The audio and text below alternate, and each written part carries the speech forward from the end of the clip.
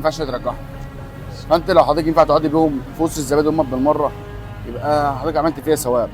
في الوقت اللي انا فيه ده الوقت وانا قاعده لست لوحدي ومعيش حد، هاتهم يا ابني وسيبوا امرك لله وخلاص. بصي انا هعمل لك عرض، تاخدي الاثنين ب 5 جنيه وانا عايز 5 جنيه بس.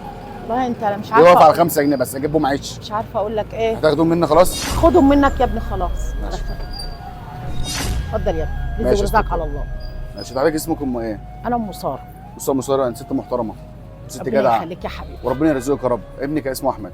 عايز اقول لك على حاجه واحده بس، انا لابس شنطه بص كده فيها تليفون، بصور من اول ما دخلت عليك. الفكره كلها ان حضرتك ست جدعه وجبرت بخاطري. استني بس، انا مش، انت استغربت ليه؟